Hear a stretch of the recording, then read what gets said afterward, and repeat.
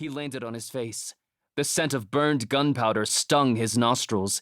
He couldn't breathe, like the time his eldest half-brother, Wang, had knocked him down and sat on his chest.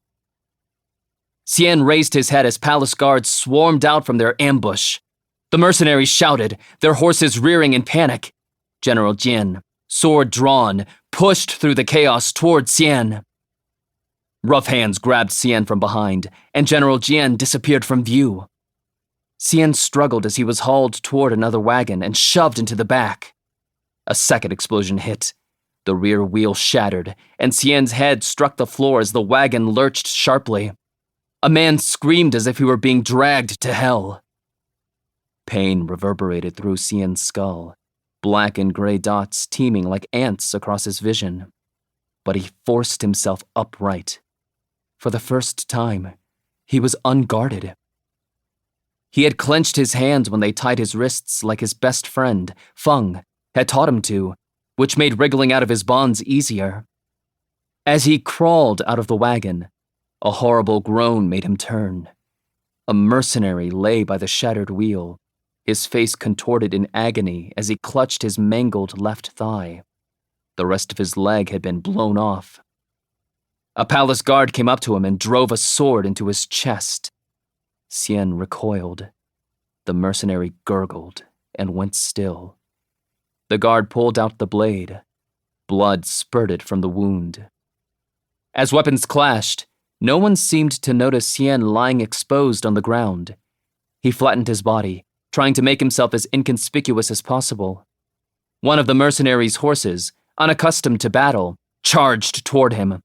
Xian dived out of the panicked creature's way a moment before its hooves landed on the spot where his head had just been. He rolled over, panting hard. He had to find cover. As he crawled on elbows and knees toward a nearby thicket of bushes, his fingers dug into the soil. They closed around something small, hard, round. Xian halted, unfurling his fingers. Nestled in his hand was an iridescent sphere, frosted with specks of dirt and dried grass. The pearl. The tiny orb seemed to pulse in his palm, like it had a heartbeat of its own. It felt strangely heavy, as if it contained the density of universes.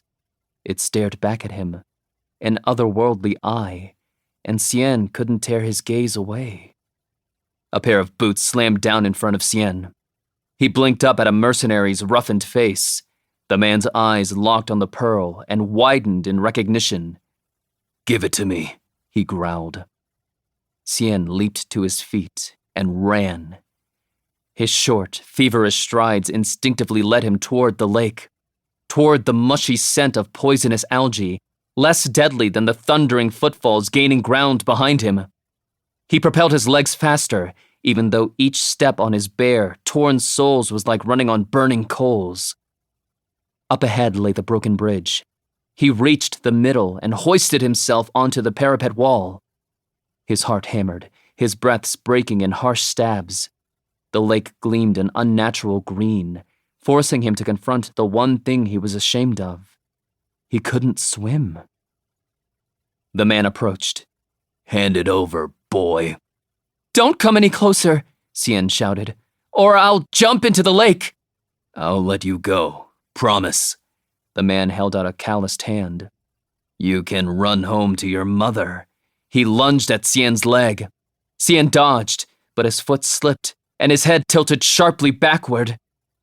Hitting the water was like being swallowed whole. In the green, opaque world under the surface, everything abruptly slowed, and his limbs seemed twice as heavy. The algae blooms loomed like hulking monsters, their formless fingers stretching toward him. He thrashed, kicking his legs frantically, his hand still curled in a fist. He couldn't drown. He couldn't lose the pearl that would cure his mother. Something slithered along his arm. He froze. A flash of reptilian scales, so white they were luminous. Then a long, limbless body was encircling him, graceful and terrifying, tightening around his sides like a giant tentacle. Horror gripped Xian's chest.